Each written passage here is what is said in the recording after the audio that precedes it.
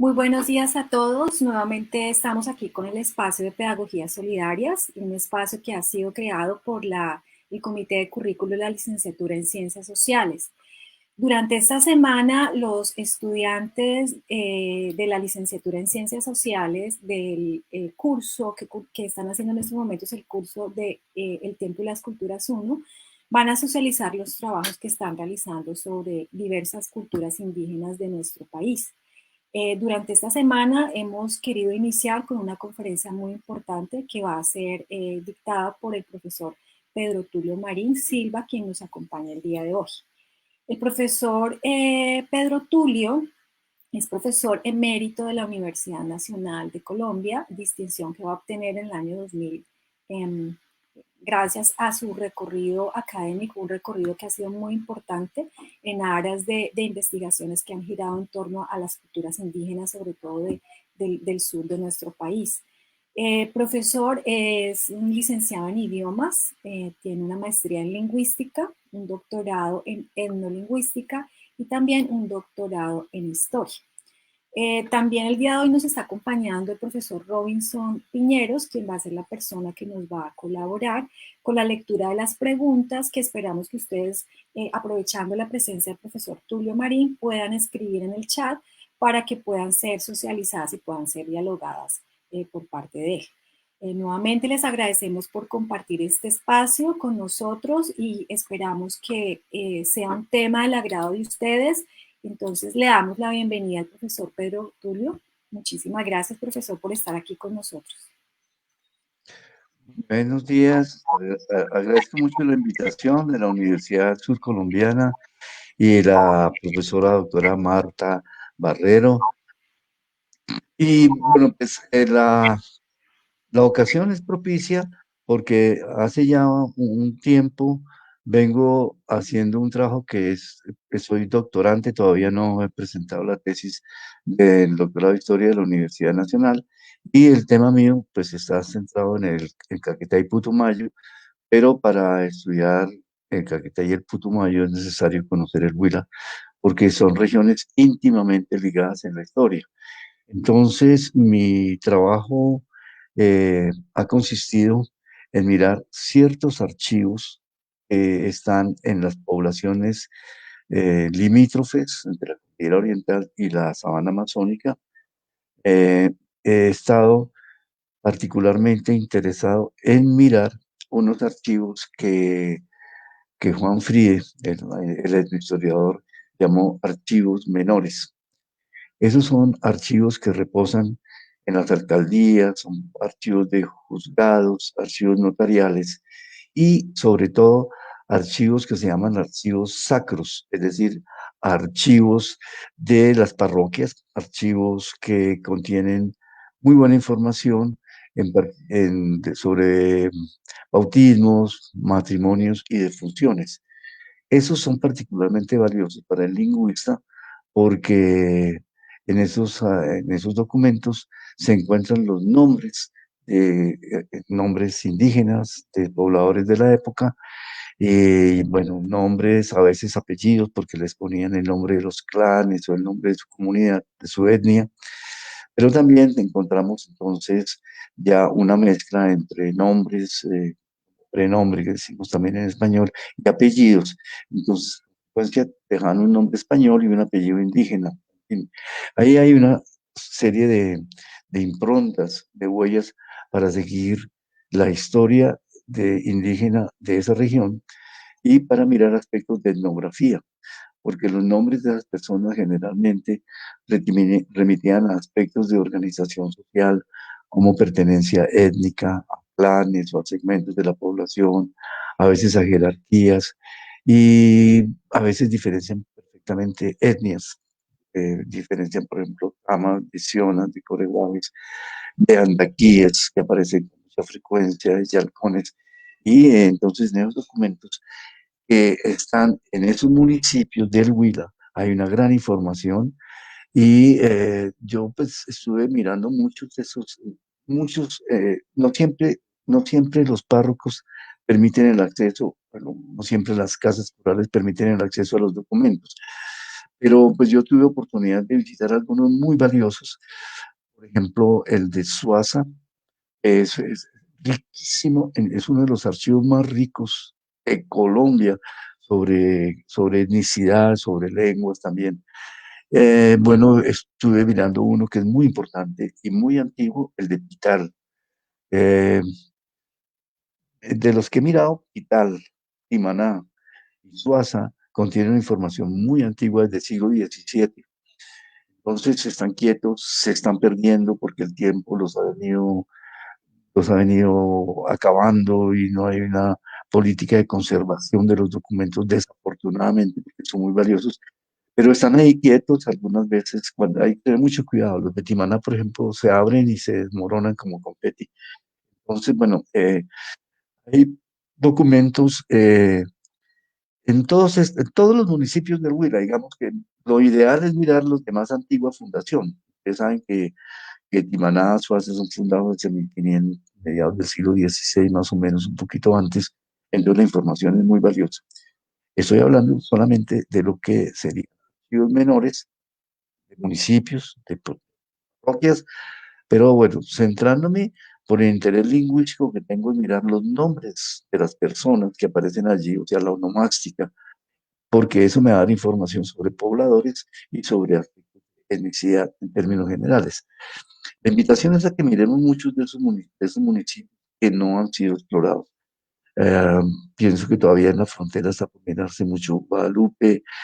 Hay muchos municipios. Yo estuve así que, digamos, que recuerde en Timaná, en Suaza, en Tarqui, Naranjal, en Pital, ya lo dije. En fin, es en esa parte, pero un poco más hacia abajo de Pitalito fui a mirar uno muy valioso que es el que está en Mocoa.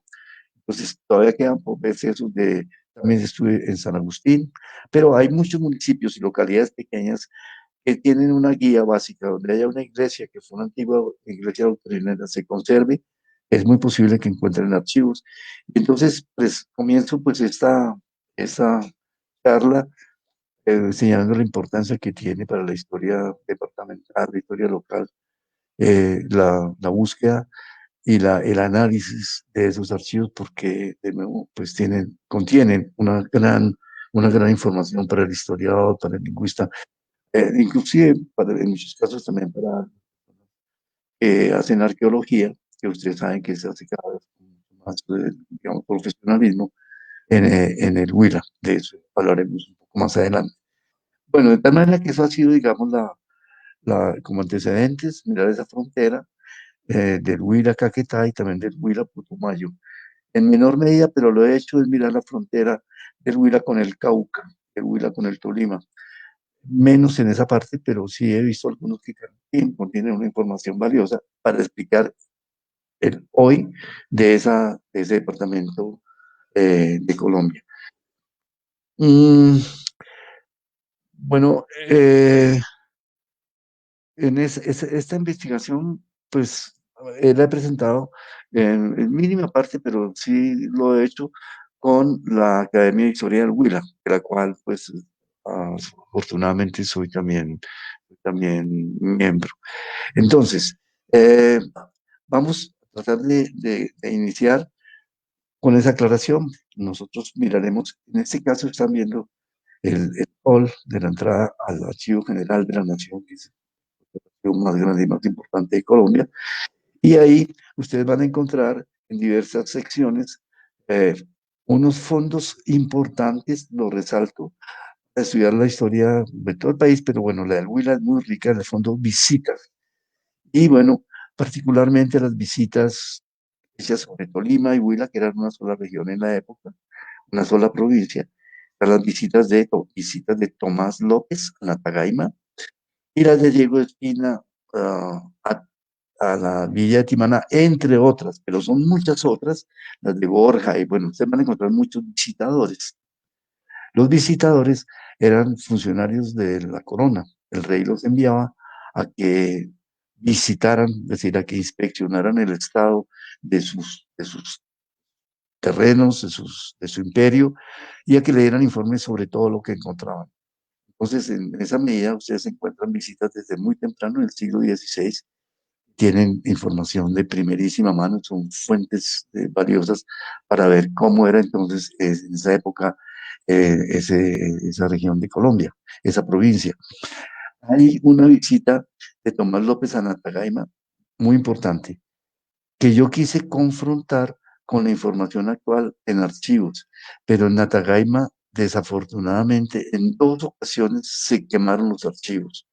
Entonces, los más valiosos, pues, que para el caso mío, como les digo, la parte de lenguas y etnias, pues desaparecieron. Sabemos que eran pijados, pero bueno, cómo se llamaban exactamente y qué significaban los nombres de una tarea que quedó por hacerse.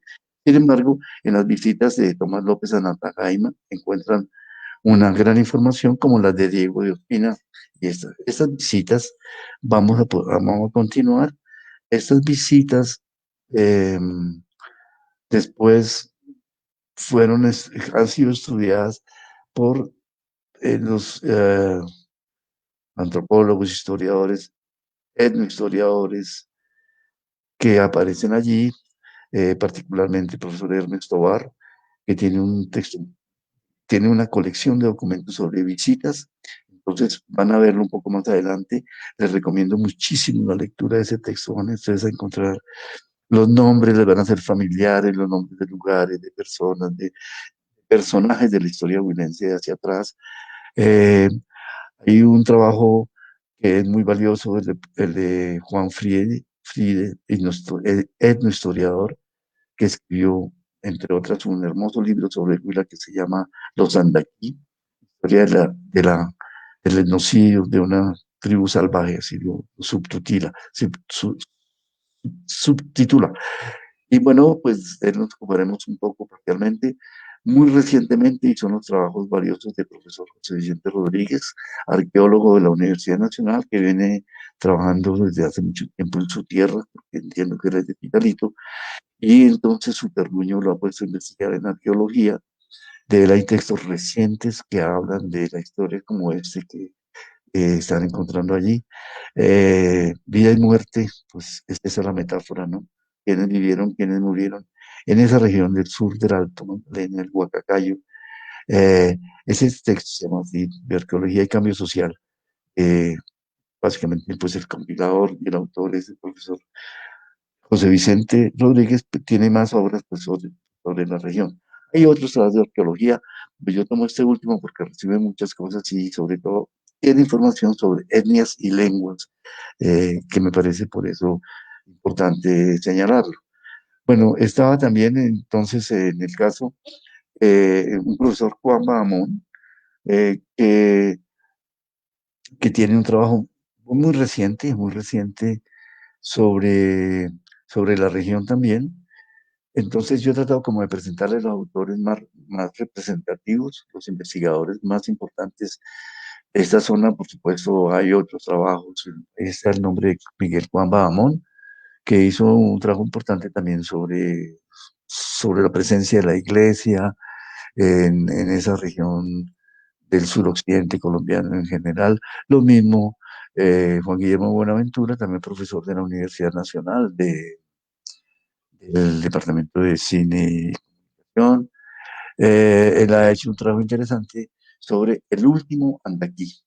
Y ese, según él, esos andaquíes se fueron dispersando poco a poco por efectos de la presión, del genocidio, etcétera, y se refugiaron en la parte de la Bota Caucana, que es una frontera muy interesante del departamento del Huila, donde después se fueron también repartiendo en otras comunidades, donde, por ejemplo, hacia 1800, los andaquíes, esos se habían ido a vivir a donde los inganos de la Bota Caucana y llegaron a donde los coreguajes, adoptaron la lengua de los coreguajes y hoy en día hacen parte de ese fenómeno de fusión de etnias que es muy importante para la comprensión del Huila mismo y de los departamentos vecinos y Putumayo. Bueno, vamos a continuar después de la presentación de estos, los más interesantes. Quiero decir, hay otros que mencionan mucho al Huila, por ejemplo, este es el caso de los profesores Roberto Pineda y Héctor Llanos, que hacen su trabajo sobre los tamas del Caquetá, pero necesariamente quien habla del Caquetá tiene que hablar del Huila. Quien hable del Putumayo tiene que hablar de Nariño y del Huila, indudablemente. Así que las visitas, lo que es lo que me parece que hay que resaltar en esta charla, porque tiene eso que estamos diciendo allí. Son verdaderas encuestas sociológicas sobre las condiciones de vida de los indígenas. Esos visitadores vivían todo, qué comían, dónde dormían, eh, qué tipo de trabajo hacían tradicional o a qué los obligaban, si estaban encomendados, etcétera. Pero los historiadores emprendieron esta tarea que tiene como hipótesis la explicación del tránsito del sistema precolombino al sistema colonial y luego al periodo republicano. Entonces, mirar esos historiadores nos permite ver el proceso de fusión de etnias, desaparición, exterminio, y un poco nos va a permitir explicar lo que veremos al final de la realidad actual del Huila en términos de resguardos y de cabildos indígenas. Habla mucho de aspectos de economía indígena, eso es fundamental en la comprensión o sea, es fundamental ver esto desde la historia social y económica, la población, los intercambios y los tributos que se hacían y que tuvieron como un escenario muy importante. Es fundamental en la comprensión del Huila, por supuesto, el río Magdalena, el río de la Magdalena, que tenía varios nombres según el lugar, pero que fue la vía de penetración muy temprana de los españoles. Los españoles por el río Magdalena llegan muy rápido al suroccidente colombiano y emprenden entonces tarea de famoso Dorado de la utopía que los llevó a toda esa región amazónica de la colonia temprana, los primeros encuentros. Entonces, claro, está la historia del río Magdalena, la historia del río. Probablemente eso sería una forma de mirarlo. Y si le hiciéramos la historia del río, pues haríamos una, un muy buen, mm, una muy buena presentación de la historia del departamento del Huila. Lo tomamos como eje. Pero lo que se sabe es que, claro, había canjes, pues intercambios. Están viendo más o menos allí cuáles son los productos. Ah, pero también hay la persecución de indígenas que se buscaban, cuando agotaron a los indígenas de la parte andina, es decir, el departamento del Huila, buscaron mano de obra indígena en los departamentos de Caquetá, Cuales y de Putumayo. Sobre todo a los Tama y a los Coreguajes los trajeron de esa región, digamos, de Florencia, Miranda, esos municipios, hacia la parte de Suaza y en fin. ah, Dice en esta coyuntura o de conflicto abierto de guerra, militares los primeros que hacen las excursiones, que llegan a Suaza y Timaná y por ahí a la provincia amazónica, y si no era, pues eran otro tipo digamos, de estrategias de búsqueda de personas que los desplazaban, los perseguían, y dice acá este texto que encontramos retazos de grupos que fueron víctimas del genocidio y fronteras borrosas. Algunas se pueden precisar, pero son en generalmente borrosas. Por ejemplo, la de los pijaos con los colimas, con los panches, ah, con los paeses. Estas últimas son un poco más precisas con los paeses del Cauca y los tamas, son mucho más, fueron más intensas. El movimiento de indígenas de una parte hacia otra. Y entonces esa tarea se hace un poco más fácil. Pero con relación a los que estarían al norte, en el límite con Tolima y de Tolima con Cundinamarca, con la provincia de Cundinamarca, en el departamento de Cundinamarca, pues hay muchísimos datos que permiten pensar que esa es definitivamente una frontera borrosa que no se ha establecido con precisión y que es tarea que que está, está pendiente. Bueno, vamos a continuar. El, el, hay descripciones de estas etnias, pues los autores que cité, algunas más abundantes, las de los andaquíes, por ejemplo, pero hay otras que mencionan Y es, en ese caso, particularmente en el caso de Juan Fride y de José Vicente Rodríguez, los listados de nombres de indígenas son muy extensos. A veces tenemos un problema, es que no sabemos si los nombres que aparecen en los archivos corresponden a tribus, a etnias, a personas, a lugares. Se confundían a veces los topónimos, es decir, los nombres de los lugares con los nombres de las personas, con antropónimos, con etnónimos, con regiones. Pero lo cierto es que de todas maneras en estos documentos, en primer lugar, tenemos el testimonio de la desaparición que desafortunadamente hay que decirlo todavía opera por muchas razones en el caso colombiano. Y pues más o menos miramos desde ese triunfo del conquistador, el triunfo de la misión, ese capítulo de la misión muy importante, lo analiza muy bien Juan Bahamón y Buenaventura, eh, pero hay un trabajo muy importante sobre la presencia de la misión en la región de Putumayo, Nariño, Sibundoy, también un poco Huila, Caquetá, el trabajo del antropólogo Víctor Bonilla, que escribió el texto sobre siervos de Dios y amos de indios, que le ha dado la vuelta al mundo en traducción. Así que ustedes van a mirar la conquista como tal, cruel, cruelísima, las guerras, porque fueron guerras, hubo guerras declaradas oficialmente contra los pijaos y guerras contra los andaquíes. Luego la misión que continúa su tarea de sumisión de los indígenas, encomienda muy importante, pues la frase del esclavismo. Y del esclavismo, pues de evangelización, que generalmente eran simultáneos, tenían mucho que ver la una con el otro.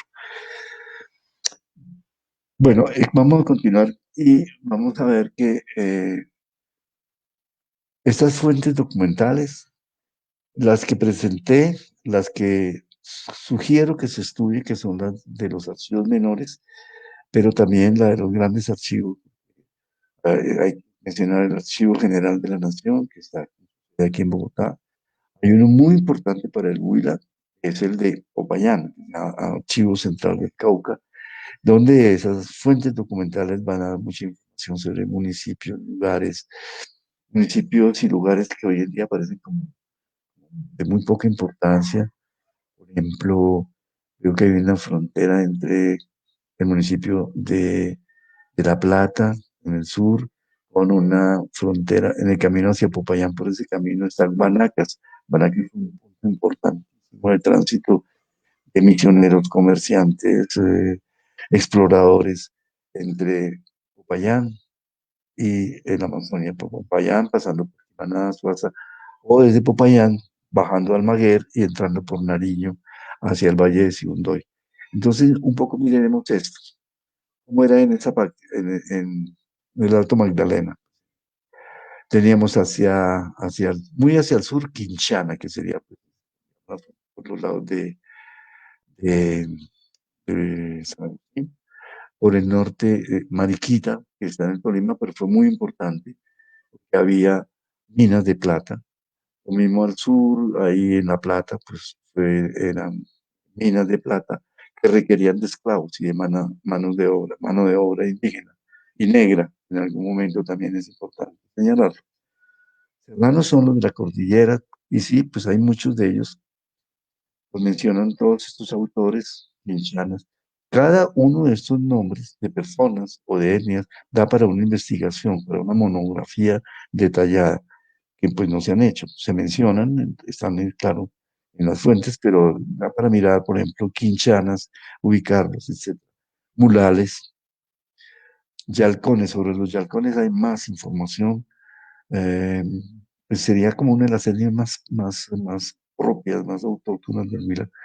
Los paeses o nazas, que todavía, vamos a verlo, tienen resguardos en el Huila, pero que habitaban básicamente el departamento fronterizo del Huila, toda esa región de Guanacaste.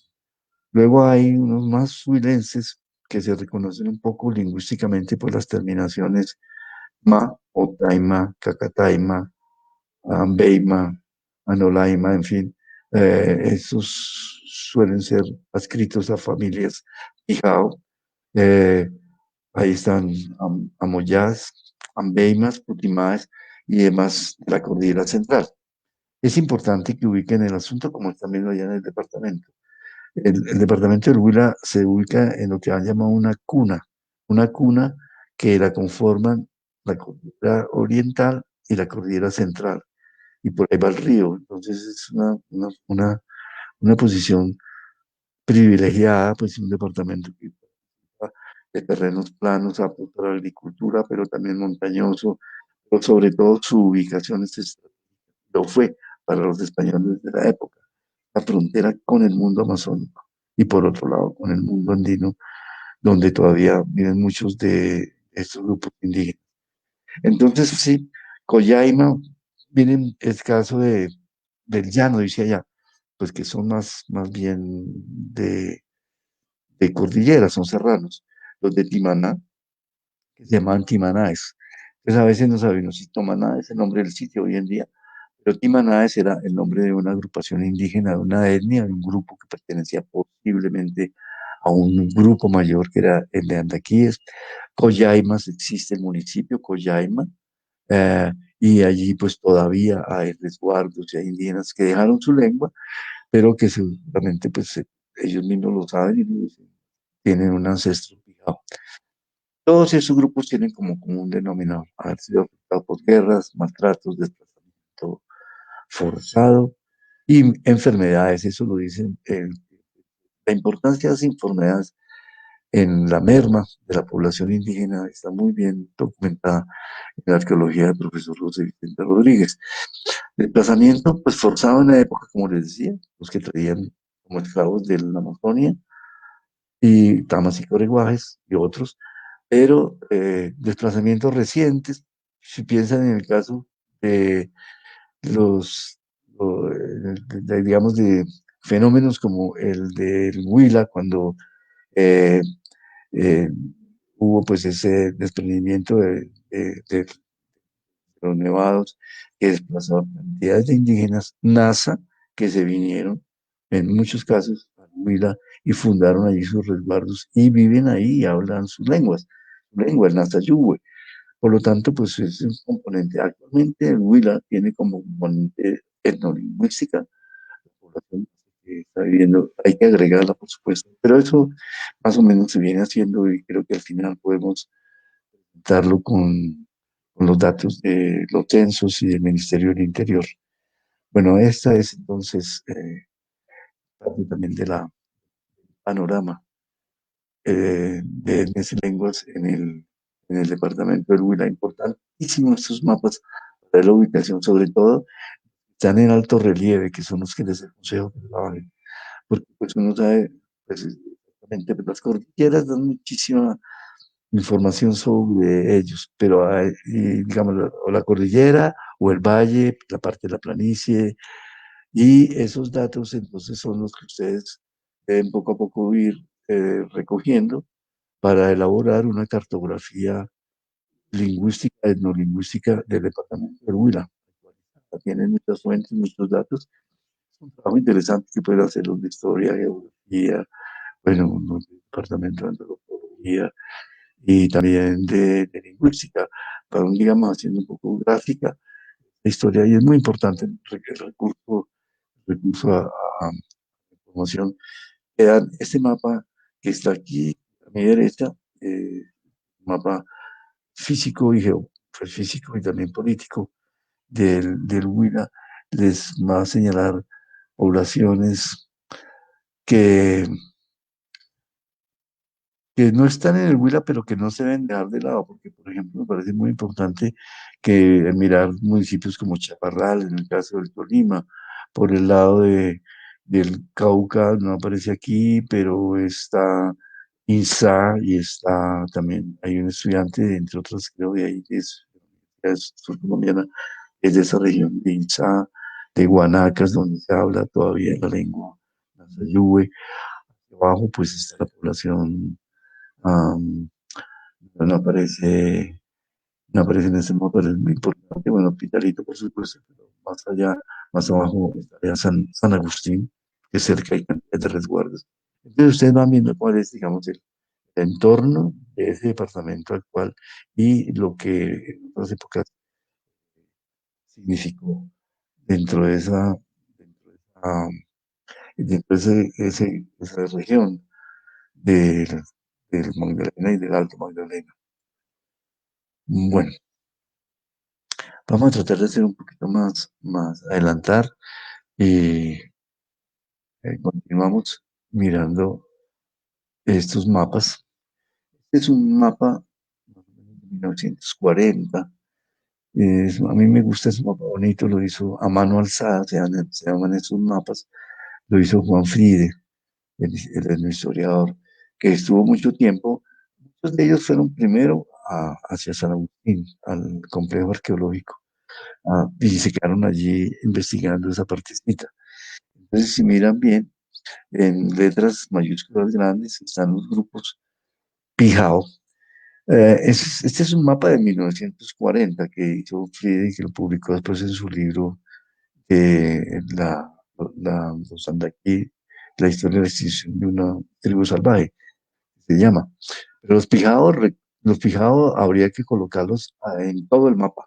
Es decir, habría que poner un título grande que diga Pijaos, porque desde muy arriba en Cundinamarca y Tolima, por los lados de la provincia de Río Negro, por todo, hay grupos que seguramente eran parte de esa componente Pijao. Por ejemplo, los de Ibagué se llaman Ibagaes, todavía no sabemos bien. Hay su diferencia mínima entre Tolimas y Colimas, pero hay que establecerla. El nombre que le dio aquí Friede a los indígenas del Cauca es Páez, así con Z. Si ven un poquito abajo de Páez está Guanaca, el municipio que les señalaba que fue muy importante. Bueno, los países son los NAS actuales. Sobre ellos hay mucha documentación en el Huila. El Huila el Huila es NASA en una proporción mucho más alta, tendría saber hasta dónde. Los que aparecen allá como Yalcón, pues sí, para el profesor José Vicente Rodríguez les da una gran importancia. Eh, Abajo hay un grupo grande, Timaná o Timanáes. Eh, Se supone que la gaitana era parte de ese grupo, aunque esa figura de la gaitana, dicen algunas personas, que puede ser más bien Yanacona, del sur del departamento del Huila, frontera con Nariño, porque la palabra gaitana se españolizó y es un quechuismo, significa la vengadora, la justiciera. Entonces, bueno, tienen en esa parte, como ven, en letras menores, digamos, para estar con las mayúsculas, a los quinchanas, mulales, culalas, culatas, suazas, puede ser, es el nombre del sitio, pero a lo mejor también fue un grupo, Lacacos, Laboyos, Totalcos, Huachicos, Guarapas, y abajo tiene unos grupos, bueno, miren entonces la cordillera oriental, donde están Suaza, y miren entonces hacia el oriente y van a ver que donde termina la montañita ya comienza la selva y aparecen unos que se llamaron Oteguas. Otegua significa en esa lengua del Tucano occidental sembrador, agricultor, y lo llamaban Otes, Oteguas, Oteguajes, Oteguazas. Actualmente el río Orteguaza toma su nombre de este grupo de gente, es Otegua. Los Güenta era una palabra que significaba, así se llama todavía en la lengua del Tucano también, en los Tama, entre los Tama, al río Caguán, se llama Huencachá. Entonces lo pusieron Güentas. Entonces el nombre del río, el nombre de la etnia, el nombre de la localidad, lo que les permite situar. Y en ese sentido, ese mapa de Fride es muy importante para la historia y para la historia actual, porque este es un mapa reciente del departamento del Huila. Y aparecen nombres de tribus, nombres de naciones en mayúscula y, bueno, veredas, en fin. Este mapa está por actualizarse. Tomar ese mapa como punto de referencia y actualizarlo es justamente la tarea que me parece bueno, qué bueno que los, los estudiantes, profesores de la Universidad Surcolombiana se pongan en esas tareas, pues me parece muy interesante. De paso, allá seguramente van a encontrar gente muy entusiasta, profesores que fueron mis condiscípulos en la Universidad Nacional hace muchos años, profesor Piñas, el profesor Mosquera, bueno, muchos de ellos eh, que están todavía vinculados con la universidad y que pueden ayudar en estas tareas. Bueno, entonces el texto lo que les dice es que hubo gran diversidad de grupos étnicos en el Alto Magdalena. Podemos afirmar que el Huila fue multiétnico y multilingüe en su momento. Todavía conserva algo de eso, pero pues ese es el punto de partida. Ven ahí cómo están del sur, norte, repartidos. Am, Encontrarán también que muchos de esos nombres son todavía apellidos que existen en el Huila. Tenemos muchísimos de los apellidos que encuentro en el siglo XVII en Suaza, son apellidos que utiliza la gente en el Huila, pero también en la parte del Caquetá. Por ejemplo, en Belén de los apellidos, ustedes encuentran muchísima gente con apellido indígena que aparece en los archivos, que aparecen apellidos que aparecen desde el siglo XVII y XVI. Es decir, que testimonian la presencia de una continuidad de los indígenas en sus territorios. Muchos de esos, como digo, bueno, son suazas. Tama, pues es una etnia amazónica, de donde seguramente vino Tama Juan Tama, que lo llamaron así, que es un personaje muy importante en la historia actual y en la historia sociopolítica de los NASA, que tienen a Juan Tama como uno de sus iconos en la lucha por territorio y en fin. Estos grupos se diferencian lingüísticamente. Entonces aquí tenemos información actualmente muy valiosa, vigente, porque la lengua se habla sobre el país, el Nanzayúe. Hay trabajos de fonética, fonología, morfología, diccionarios. Y por ese lado de la frontera tenemos una gran información. En los Pijao, la información lingüística disponible es muy, muy, muy escasa. Hay unos, unos léxicos que recogió la Reichen Lomatov y bueno, algunas cosas que ayudan muy mínimamente en el trabajo. Ah, por la parte de la frontera con el Amazonas sí hay información porque esas lenguas todavía se hablan. Entonces, tenemos una buena parte de la información. Y también en la cordillera hay un grupo que es el de los andaquí o andaquíes, que sí tiene algunas descripciones de léxicos y vocabularios que hizo un franciscano de apellido Alvis, Manuel Alvis. Entonces, son datos dispersos que seguramente con el tiempo, a medida que hacemos en la búsqueda de archivos, bueno, no solamente hay archivos locales, departamentales, nacionales, hay unos grandes archivos que están en España, por ejemplo, el Archivo General de Indias, AGI, de Sevilla, que es rico en información sobre Colombia, sobre Nueva Granada, pero también hay muchísimos en Italia. Los jesuitas tienen un gran archivo sobre la Colombia indígena.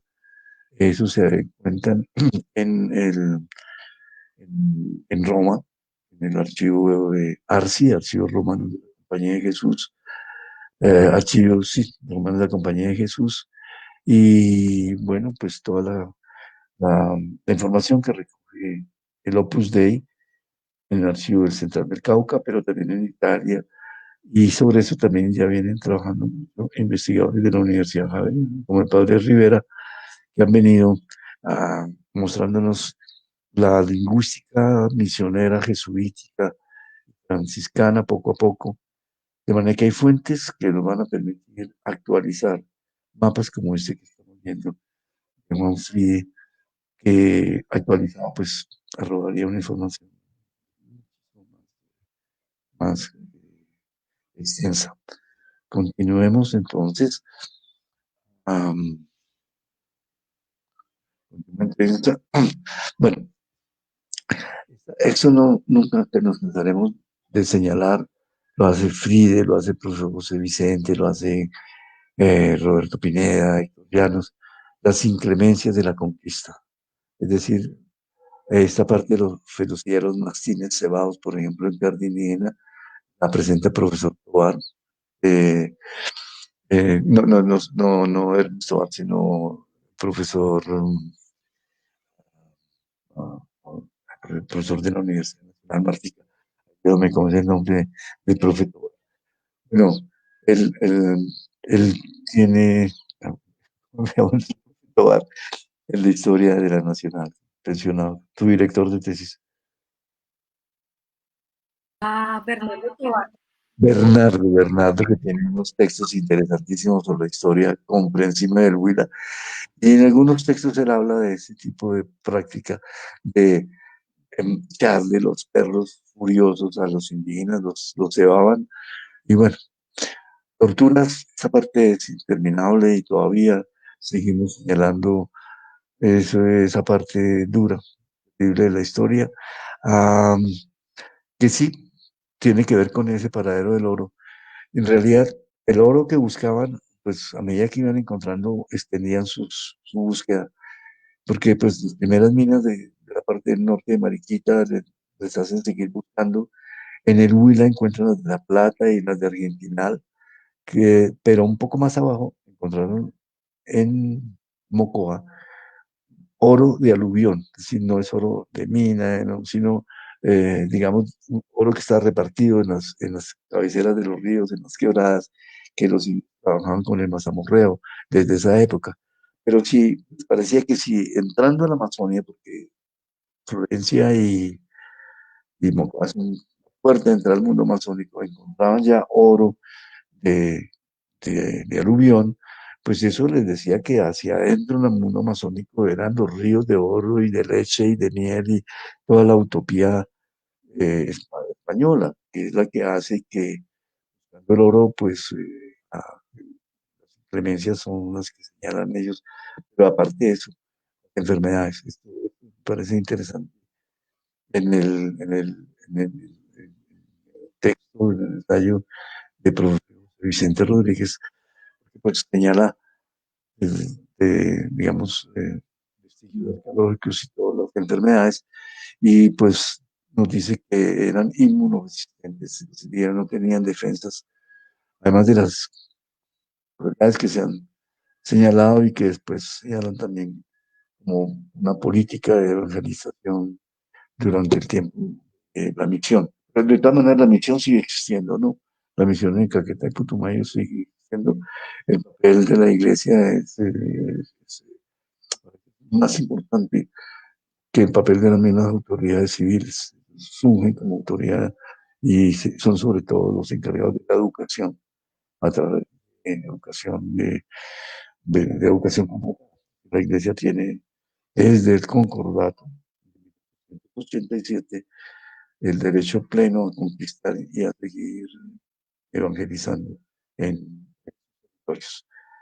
Bueno, vamos entonces a continuar un poco, estamos llegando, creo, ya hacia el final de la charla.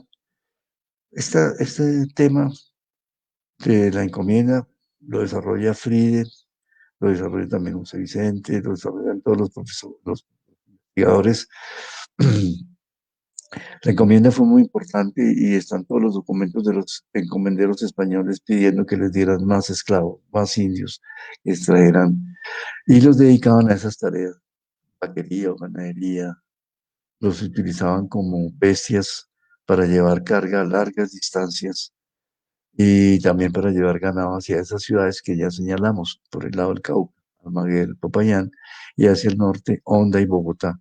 Es decir, desde esa época, esa región es una verdadera despensa de alimentos y de carne de las poblaciones más importantes, como Popayán y Bogotá, que tenían la sede, pues, la sede económica y religiosa, política, de la dominación. Para la explotación de minas de oro fueron llevados a todo el país, van hacia el Cauca, hacia el Chocó, hacia Moriquita. Las mujeres como empleadas de servicio doméstico, les decían efectivamente, casa de encomenderos, pero también los usaron a los indios en contra de los indios, o en el caso, por ejemplo, de los pijados, contra los pijados, que fue un capítulo importantísimo de la historia del departamento del Huila y poco estudiado. Hermes Tobar tiene algo más de información sobre la guerra de los pijados, pero también hubo una guerra contra los andaquíes, que eran considerados los enemigos más grandes. Eh, entonces los utilizaron en guerra contra esos pijados. Y aquí hay una cosa importante, miren, los grupos de Pijaos y Andaquí, que fueron los más numerosos, desaparecieron muy rápido. Eso parece ser en la historia una constante.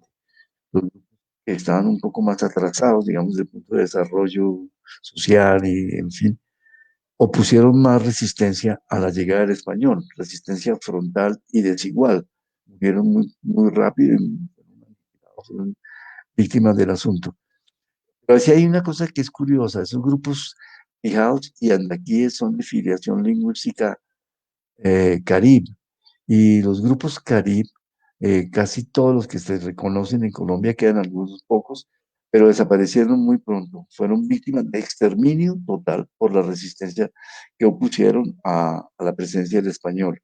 Entonces, dos guerras importantes, la guerra contra los pijados en la historia, desde la colonia muy temprana, 1500 y algo, ah, y la guerra contra los andaquíes explican todo esta, digamos, movimientos de indígenas, la utilización de ellos, que eran esos. Gañanes es una palabra que ya no se emplea casi en español, la usa el profe José Vicente, arrieros, peones, etas llevaban la correspondencia de un lado a otro. Mineros, en las minas mueren muchos, no estaban acostumbrados a ese tipo de vida, un trabajo muy duro. Después entonces también explica muchísimo la componente negra, traen esclavos desde la región Pacífico y desde sus sectores de barbacoas, en fin, a trabajar como y como soldados, pues ese es más o menos ahí creo que las gráficas que ilustran el asunto nos sirven mucho. Continuemos con la parte eh, eh, que tiene que ver también con con estos mapas. En este mapa eh, pues está casi que tomado del anterior, ¿no? Nos muestra perfectamente las fronteras Pijao, Páez, Guanaca, Andaquí, por la cordillera, luego hacia el mundo amazónico, tiene a los ají, que son ajes. A los ajes, tamas y oteguazas significan lo mismo. Ají es porque era aje o guaje, era gente, o es gente también. Coreguaje es gente de Core, Macaguaje, gente. Entonces, lo llamaban ajíes o tamas, porque también sembrador se decía tama paí, gente que siembra. Y ya les expliqué por qué Orteguaza, porque Oteguaje era el agricultor.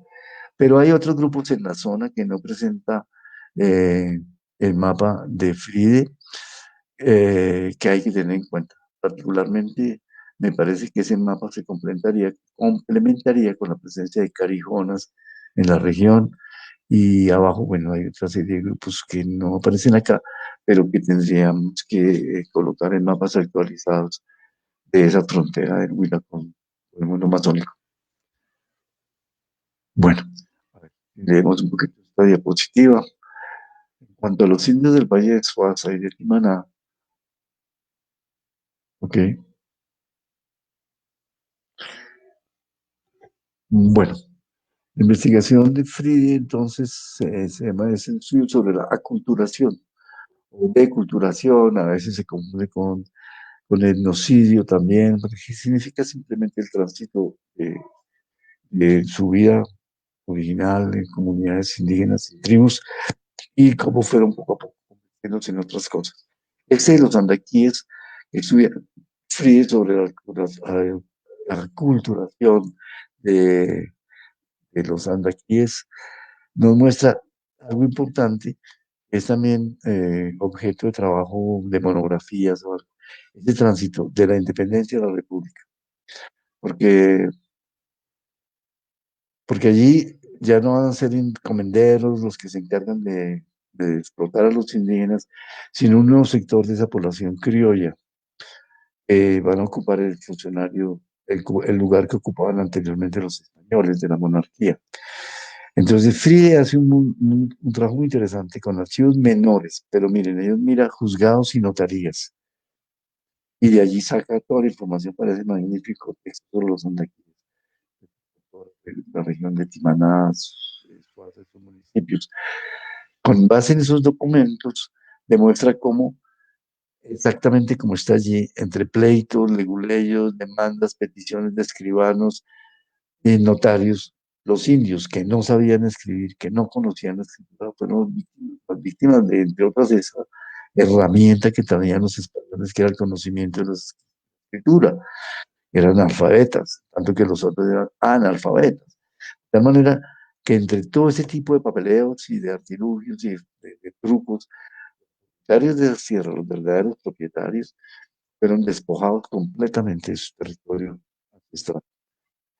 Eh, y bueno, Freire dice que la realidad de los descendientes de esas antiguas etnias la vemos hoy como gentes indígenas, campesinos, digamos hoy, proletarios también, reducidos a la calidad de proletarios agrarios, gente sin tierra, que perdieron lenguas, costumbres, que se refugiaron entre grupos indígenas amazónicos o del Piedemonte, desde Moncoa hasta Florencia y Belén de los Andaquíes. Ese periodo entonces del tránsito de independencia de la República es muy importante porque se produce simplemente una transición en la que cambian los nombres, ya no van a ser esos doctrineros ni nada de eso, sino nuevos funcionarios de ya de la naciente república y van a continuar con esa tarea, más o menos la de económica, de utilizar la mano de obra, apropiarse de las tierras, en fin. Me parece que esa parte también está dedicada al profesor Bernardo Tobar en su historia eh, del Huila. Bueno, vamos a empezar a continuar.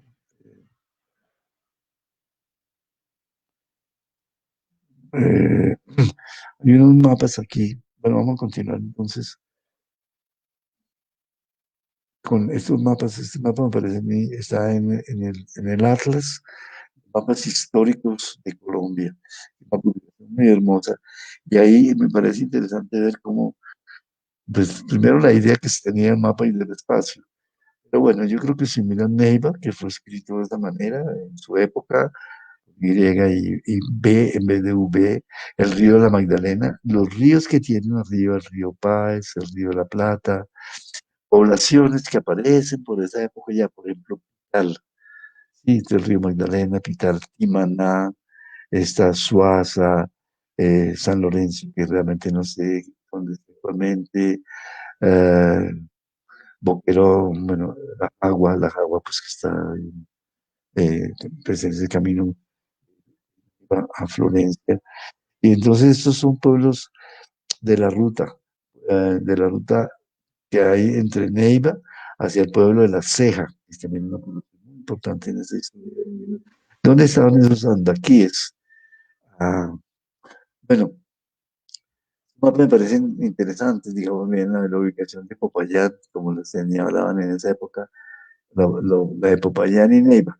Pero entre Popayán y Neiva, donde estaría la cordillera, pues ustedes ven cantidades de ríos que también siguen teniendo importancia, son tributarios de Magdalena, pero fundamentalmente el eje de todo ese territorio, de eje, digamos, en lo económico, para explicar lo económico, lo étnico, lo lingüístico, ese río de la Magdalena.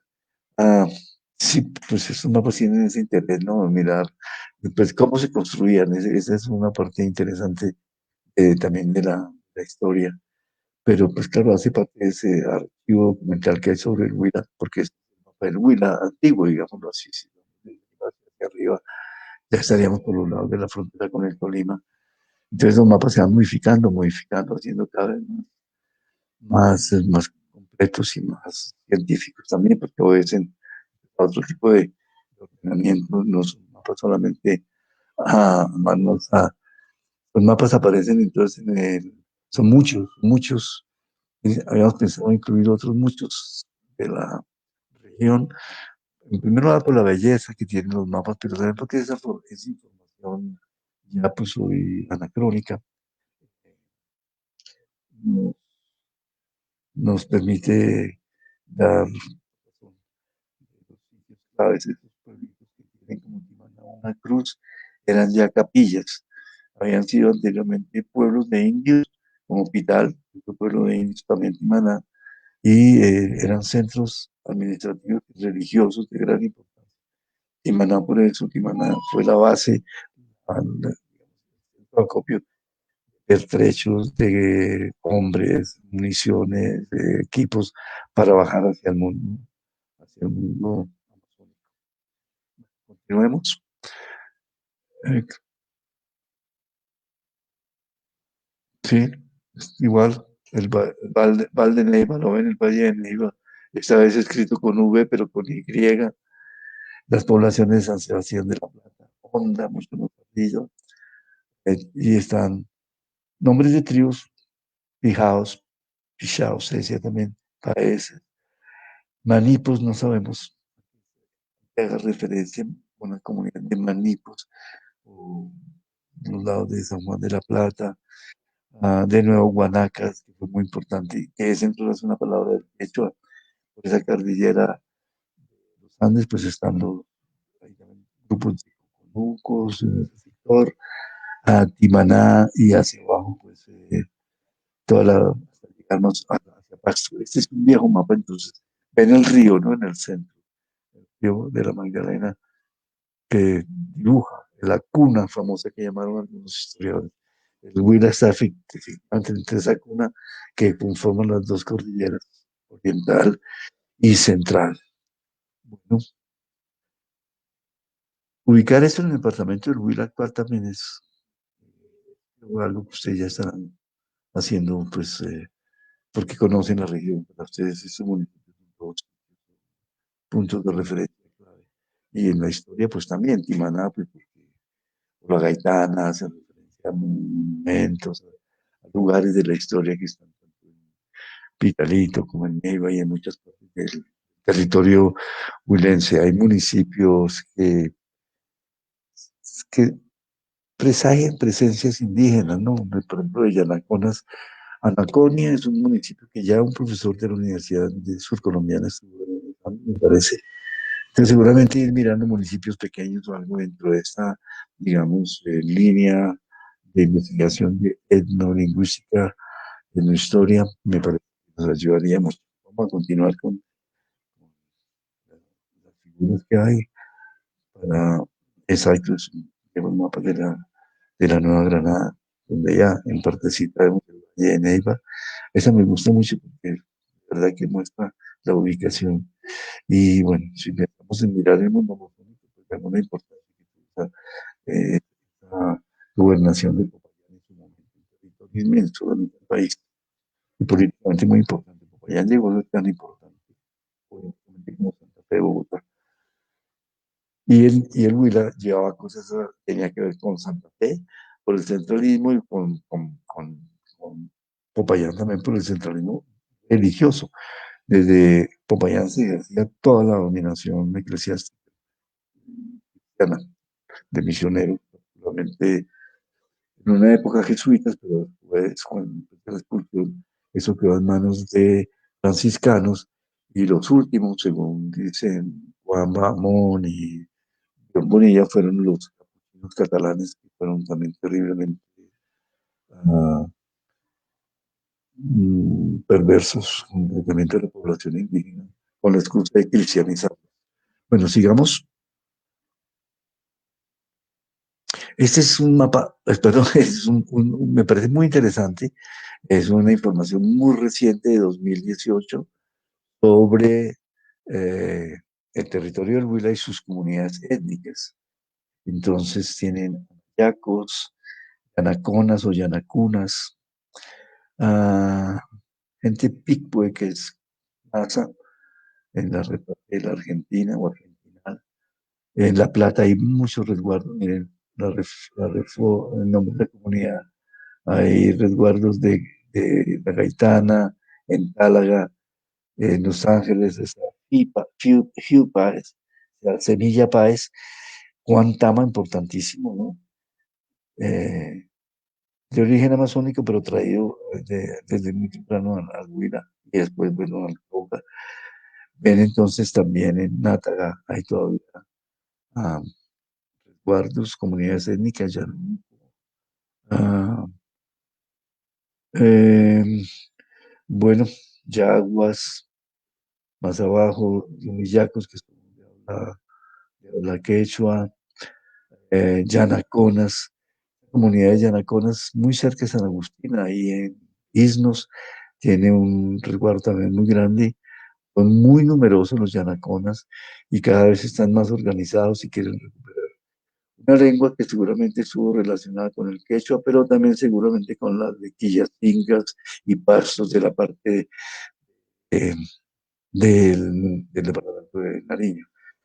Bueno, pues tienen ahí en Villavieja, muy cerca, está uno que se llama La Tatacoa, que según eso es un cabildo con 117 habitantes. Después de todo este problema, digamos, de mestizaje y de encomienda, en fin, encontramos que el departamento de Huila sigue teniendo la característica de ser multiétnico, multilingüe. Y bueno, simplemente me parece importante eh, concluir invitándolos a que hagamos la investigación de esos archivos del Huila y la actualización de toda esa información sobre una cartografía etnolingüística adecuada.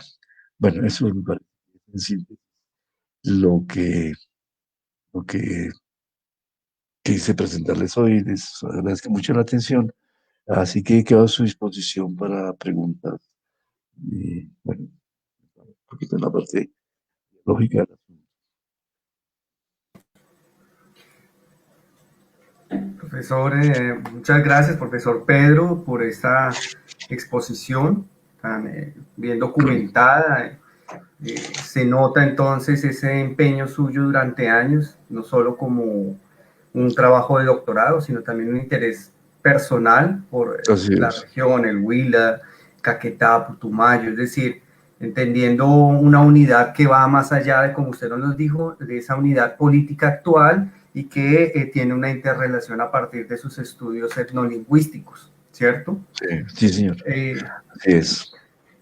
Bien, entre los comentaristas o espectadores que nos acompañan el día de hoy, hay varios comentarios y preguntas que voy a traer y, pues en la medida de lo posible, pues usted podrá responderlo y ampliarlo, ¿no? En la primera, digamos, comentario, el primer comentario que nos hace el profesor Ruth Eduardo Gómez. Él pregunta, ¿qué porcentaje de palabras, términos y acepciones de etnias desaparecidas de nuestro territorio siguen presente? Yo creo que un poco usted no lo explicó a lo largo de su exposición, pero de pronto si quisiera contarnos algunas más de estas acepciones de etnias que aún están ahí presentes en el diario hablar. Bueno, buena parte de los vestigios lingüísticos se conserva en los nombres de lugares, en los nombres de ríos, en los nombres de personas, o sea, jerónimos, topónimos, entonces, en la onomástica que circula. Los documentos, como les digo, difieren. Sobre Pijao hay muy poco lingüísticamente, pero sí hay un poco más sobre Andaquíes, los trabajos de Manuel de Alvis. Sobre eh, sobre el Yanacona hay documentos que están todavía, digamos, y hay cada vez más investigación sobre el Yanacona, se trata de establecer su estatus étnico, si eran más quillacingas o pastos que ingas o que de origen quechua, pero también hay alguna información de tipo lingüístico, porque el quechua, pues es una lengua muy documentada. La más documentada de todas estas lenguas vecinas y que se hablan, porque hay cabildos y resguardos que hablan Nasayube en sus territorios, es esa lengua, justamente el Nasayube. Tiene una muy buena información. Entonces, a propósito, les recomendaría que revisen, yo lo hice hace un tiempo, el archivo del municipio de Pital. Y ahí en Pital hay documentación del siglo XVII muy valiosa. Y ustedes van a encontrar que en esa época había más población nasa o paez que población de otro orden. No sabemos, porque no tenemos suficiente información si eran pijaos o andaquíes o yalcones, pero lo que sí sabemos, porque conocemos y tenemos se habla y tenemos morfología, diccionarios, esto, es que la presencia de los Nasa en el Huila es milenaria. Eh, en eso, por ejemplo, en este, en este, en este municipio, hay cosas interesantes en el municipio de Pitán. Hay nombres de personas que viven un poco en los extramuros de la población, de origen indígena, indudablemente, y que son de origen andaquí, sin duda alguna, por lo que sabemos de la lengua andaquí y de otros archivos. Es un poco, ¿qué proporción? Aquí, pues, que se dejó de hablar, pero tenemos documentos escritos y fuentes que nos dan pautas para establecer el significado, la etimología de los nombres. La que se habla todavía, que es el Nasayube, que nos permitió mirar el archivo de Vital, porque en efecto hay muchos elementos de la lengua, por ejemplo, hay un proceso de composición como un apellido para, por ejemplo, Ulcue, Ul, que es culebra, Cue pequeño, es culebrita. Ese es un apellido muy frecuente y muchos apellidos terminados en Cue entre los NASA. Son testimonios indudables de la presencia y son muchos, claro, solamente en el Pital. Pero también nos enseña, bueno, digamos, lingüísticamente hay toda una búsqueda de pijao, porque pues el exterminio fue total, total. Pijaos actuales de esos resguardos de Collaima, Natagaima, que están ahí muy cerca, cuando uno va hacia Neiva, los encuentra lado y lado. Están en la tarea de recuperar aspectos de su lengua y en fin, pero mucho más hacia la frontera de Nazas con, con Pijaos, municipios de Ortega, sí, en esos municipios hay grandes resguardos y están como en ese plan de la investigación. Pero en resumen, que se hablen, que sabemos de las lenguas de gentes que fueron, que la perdieron cuando vinieron al Huila, pero que se hablan en sus territorios son las gentes de origen Tama y Coreguaje. Seguramente Macaguaje existió. Pero del otro lado, pues sabemos porque se habla la lengua en Nasa Yuwe, de la gente paez, de origen paez, que está también diseminada por el departamento. Esas dos. Del Yanacona, pues tenemos mucha información adicional por lo que sabemos de lenguas del incaico y por el, por el lado de la frontera norte, digamos, hacia el Tolima, lo que son fronteras con Panches, Tagaos, pues es una documentación de lenguas que desaparecieron y tenemos información, aquí están archivos, aquí vamos a encontrar archivos sobre la lengua, pero pues es menos pues en síntesis es eso, de las que se hablan actualmente, información por el lado del país, por el lado de las amazónicas y por el lado del quechua, que también se habla, tienen que ver, tienen una incidencia en la región. De las demás, algunas más documentadas en la historia, otras menos. Ahí está la tarea. De acuerdo, profesor. Precisamente sobre esa importancia de la lengua quechua, la profesora Amparo Cuenca pregunta qué influencia tiene en la toponimia del Huila el quechua, Mucha. si de pronto reconoce. Entonces, sí, el quechua o quichua tiene influencia en todo el suroccidente colombiano. Si se mira el mapa, si se miran los mapas desde las lenguas, ¿no? Por ejemplo, el mapa del Cauca, el mapa de Nariño, el mapa del Huila y de los departamentos de Caquetá y Putumayo, pues los nombres de las poblaciones nos dan una información de las etnias, ¿no? Sobre presencia del quechua en todo ese suroccidente colombiano. En Almaguer, bueno, se llamaba así, hacia 1700, 1170, que hace la visita un franciscano, encuentra que en Almaguer se hablaba, dice la lengua linga, o sea, la lengua del Inga, y es 1780 más o menos, las descripciones que hace ese jesuita, ese cura franciscano. Pero los topónimos, andaquí es una palabra del quechua. O sea, antaquí, antiquí, las gentes de montaña. Montaña llamaban en esa concepción a la gente de la ceja de monte, es decir, desde la parte alta de la cordillera hasta en la mitad de ese territorio hasta la parte baja, el pie de monte o la ceja de monte, pues el pueblo se llama La Ceja, y ahí vivieron esos Andaquí, que son Andaquí. Entonces, ese estudio de, de, de, de nombres de lugares y de personas, porque Gaitana está documentado, no podría decirle a Amparo ahora el nombre, es una investigadora de la Universidad del Valle, averigua el origen de Gaitana, y es una palabra que según ella pertenece al quechua. Al quechua y posiblemente pasó a otras lenguas como la de los yalcones y la de los quillacingas, en fin, pero gaitana es un quechuismo y significa, les decía, la guerrera, la que imparte paz también, o la que imparte justicia. Entonces, eh, el porcentaje es alto, altísimo. Uno de los nombres del río Magdalena en el sur, es también un quechuismo, no es el río de las tumbas, Huacacayo. Bueno, Huaca es una palabra que usan por el huaqueo en español, en fin, pero Huacacayo es el nombre inga, del quechua, el río. No, la influencia es grande del suroccidente colombiano, tiene una impronta. Algunos autores dicen que va hasta muy arriba por el lado del Chocó y muy adentro de Colombia. Cundinamarca, pues es un quechuismo para comenzar. Entonces, la presencia del quechua en esos lugares es, realmente pues, se habla porque se habla en la bota caucana, en toda la región se habla el Inga de Selva, o Lingano, pero también en el Valle del Sibundoy se habla. Y bueno, eso, digamos, esencia del quechua, del incaico, en el mundo del suroccidente de Colombia actual.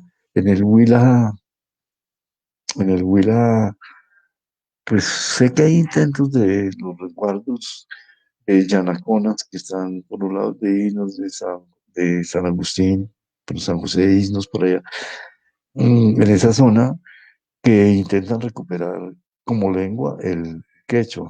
Y hay ejercicios de no educación y cosas muy interesantes de recuperación de la lengua. Mucho trabajo de investigación también etnográfica e histórica.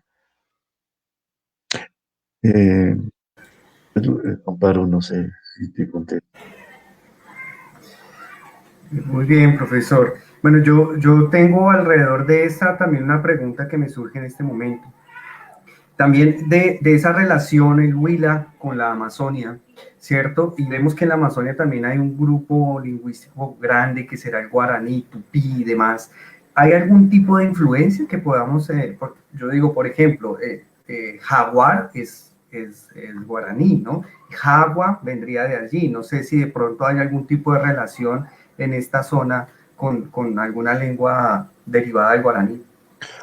Sí, no, la presencia del guaraní es fuerte en Colombia, pero justamente casi que se detiene cuando entra al departamento del Caquetá.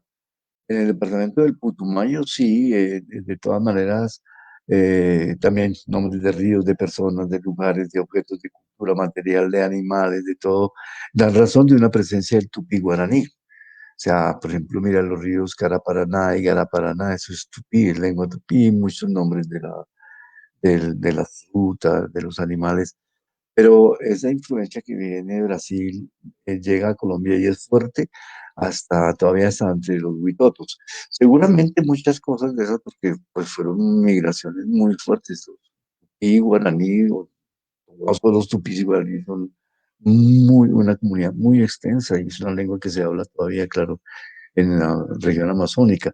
Entonces seguramente muchos de esos términos por muchas razones pudieron haber pasado a tiene influencia en la denominación de lugares, de Huila, del Tolima, pero pues lo que se sabe actualmente es que además hay una parte de la frontera donde se habla tupí, tupí guaraní en Colombia, digo, la frontera con Venezuela hay un grupito que habla tupí guaraní, pero también por el lado de la frontera con Perú hay hablantes de esas lenguas.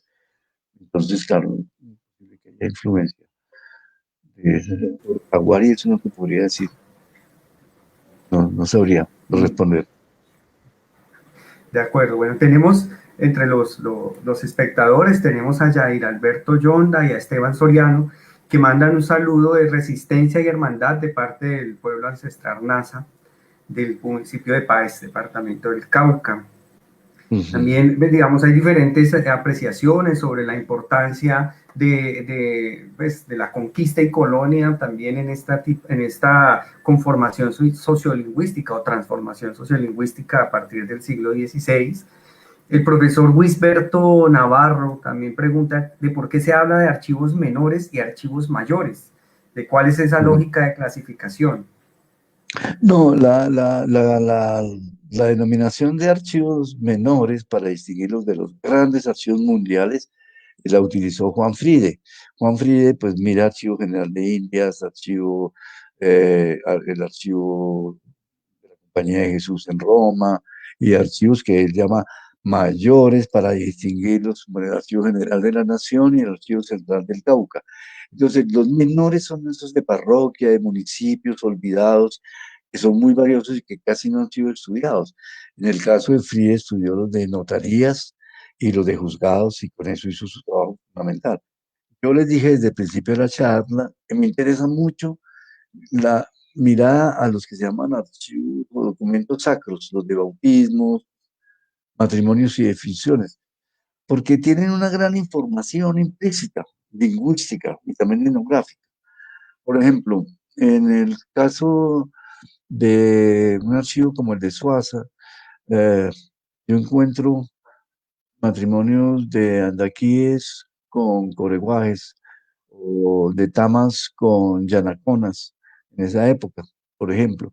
Entonces lo que me dice, bueno, primero que había un intercambio de alianzas matrimoniales y otro tipo de la gente, pero cuando encuentro ciertos archivos que me dicen que se casan, por ejemplo, encontré uno en un municipio que es caqueteño, que es Milán, y era en Belén de los Andaquíes también, casaban, por ejemplo, coreguajes con tamas o macaguajes con carijonas, me está dando razón de un elemento etnográfico que es la exogamia. Casaban con gente de su misma etnia, sino con gente de otro grupo. Entonces ahí eso da también pautas para mirar cosas como organización social. Son sistemas de mitades, todavía opera eso mucho en el Caquetá y en algunas partes del mundo amazónico, de Putumayo, que los grupos, por ejemplo, las aldeas del río Teguas están divididas en mitades carijona, mitad tama, mitad carijona, coreguaje, carijona con andaquíes o inglanos. Entonces, la información de tipo etnográfico, mira los archivos menores, la expresión es la utilizada por Juan Fide en el libro de los andaquíes, precisamente los andaquíes, la historia de una tribu selvática. Y hace referencia a eso, más diría yo, archivos inexplorados, pequeñitos de pueblos, ustedes van a Villavieja, van a encontrar archivos, van a Pilar, ya les señalé, van a esos pueblos cercanos y van a encontrar archivos que se puedan leer en clave lingüística y etnográfica y que justamente por eso informan sobre el asunto. No es un término peyorativo, porque me parece que no peyorativo no, solamente porque no se han estudiado, pero no es para nada peyorativo el término. Profesor, bueno, también me gustaría reafirmar un poco lo que usted nos ha venido diciendo a lo largo de su intervención, y es la necesidad de continuar este tipo de investigaciones, Sí, de darle visibilidad a esos archivos sí, menores, como usted nos lo señala, y de aprovechar también el estar en el lugar, ¿no? Digamos que claro, vivir en el territorio, yo sé que para algunos nos ha permitido identificar en esos mapas algunos de los lugares por donde hemos transitado, ver ese mapa del siglo XVII que usted nos mostraba del río Magdalena y estos municipios, estos lugares allí, para algunos pues también se revierten en una forma de memoria, ¿cierto?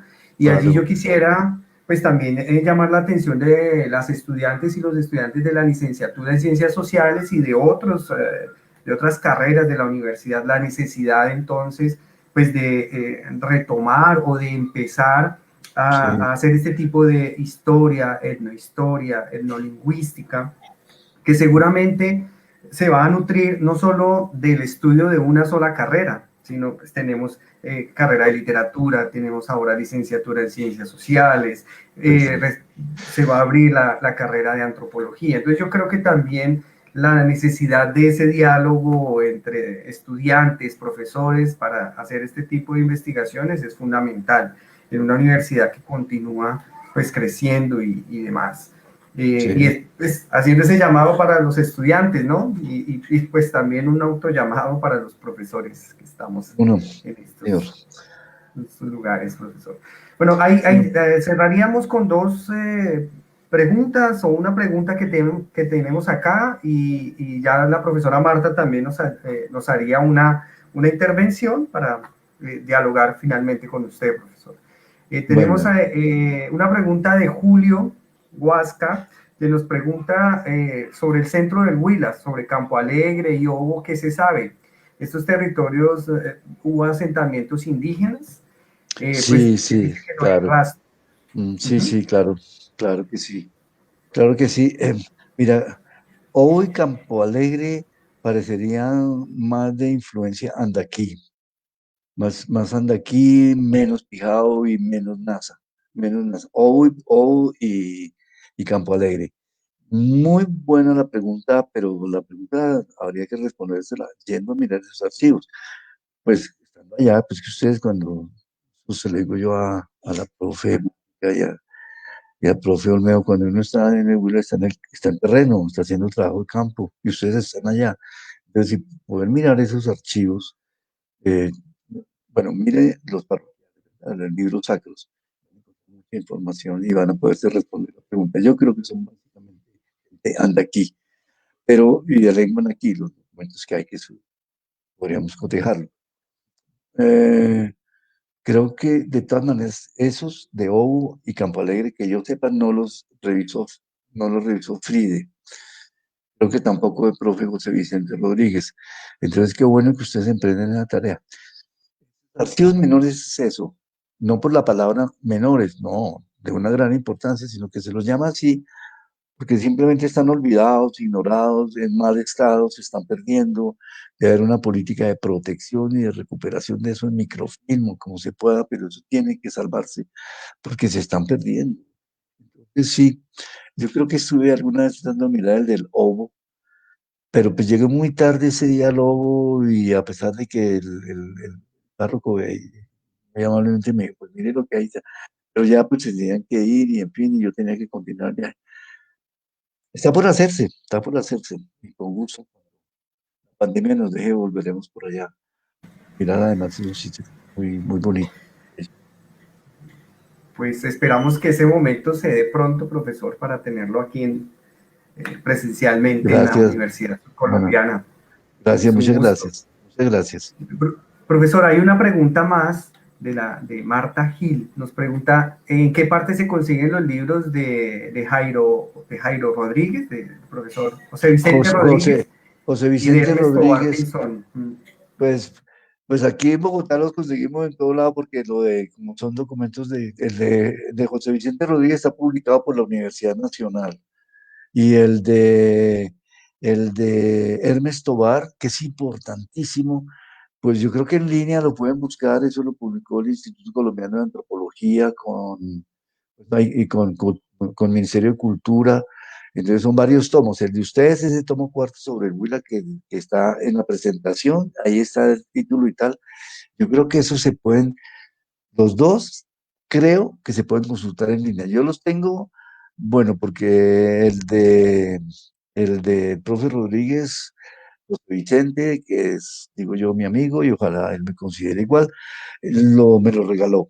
Porque yo conozco muy bien la investigación de él y lo más reciente que es lo de, lo de Tobar, ese, Relaciones Civiles, el tomo cuarto, Región del Alto Magdalena. Como es del Instituto Colombiano de Cultura Hispánica, es muy posible que lo encuentren en línea. Recomendable, recomendable. Ese es fundamental para el trabajo para este tipo de trabajo es fundamental, pero muy importante. Ojalá para una tesis interesante, interesante. De doctorado, de maestría, de pregrado, pero bueno, eso, hay que escribir esas cosas. Sí, A Marta le decimos que también en la biblioteca de la Universidad Surcolombiana están estos libros, por lo menos de José Vicente Rodríguez están. En algunos cursos de aquí de la universidad los estamos usando. Creo que la profesora Marta también ha usado algo del profesor José Vicente. Y bueno, la bibliografía está y también el llamado a consultarlos está allí. Bueno, profesora Marta. Bien, muchas gracias a todos. Este es un espacio muy importante para la licenciatura y sobre todo para el curso del Tiempo y las Culturas 1, porque una de las apuestas precisamente que se quiere hacer con ese curso es mostrar la historia de nuestras comunidades, las comunidades del sur de Colombia. Esa es una historia que alguien lo mencionaba dentro de los comentarios, no pasa por las instituciones educativas, si bien de pronto hay una enseñanza de nuestras culturas, pero no se habla de esa manera tan profunda como nosotros lo acabamos de ver en este momento. Entonces, lo que queremos es que esa nueva generación de licenciados que van a trabajar en esta zona, digamos, se dediquen y estén llamados precisamente a socializar la existencia de esas comunidades. Nosotros al interior de la universidad tenemos chicos que hacen parte de los grupos indígenas, muchos de ellos que todavía conservan sus costumbres y de hecho el Y grupo de sus lenguas. y sus lenguas, exactamente. En estos momentos, por ejemplo, el grupo de investigación Yumatambo es uno de los grupos que se ha interesado mucho por ayudarlos a organizarlos y ayudarlos a que encuentren en la universidad un apoyo para que continúen trabajando por su cultura y por su comunidad. Digamos, esta charla que nos da el profesor Pedro, como lo dije inicialmente, es la apertura a la semana de socialización de trabajos de los estudiantes de El Tiempo y las Culturas 1, quien a través de un trabajo de indagación de fuentes secundarias tratan de acercarse un poco a conocer las culturas y a partir de ese trabajo, para que no se quede solamente como un trabajo que se guarda, hemos querido también en este espacio a partir de la tarde de hoy que empezamos con un primer grupo, que la gente también conozca quiénes son nuestras comunidades y empecemos como a apropiarnos y a reconocerlos en nuestro mismo entorno. Yo entonces quiero agradecerle mucho al profesor Pedro. Esta era un espacio que teníamos ahí preservado porque de hecho nosotros la idea era poder viajar conjuntamente con nuestros grupos de las comunidades. Desafortunadamente, pues la situación del momento no lo impide, pero le agradecemos mucho que haya estado con nosotros compartiendo este espacio. Con el mayor gusto y cuando lo consideren, estaremos ahí de nuevo antes de que llegue el tiempo de ir a campo, ir a mirar archivos, que ojalá lo hagamos en conjunto. Entonces, un muy buen día y gracias por la invitación de nuevo. Profe, muchas gracias. Y muchas gracias a todos los que nos siguen en nuestro proyecto de Pedagogías Solidarias. Esperamos que nos sigan acompañando entonces con la socialización de los trabajos de los estudiantes de las comunidades del tiempo y las culturas. Bueno, adiós entonces. Hasta luego, profesor. Muchas Muchas gracias. gracias.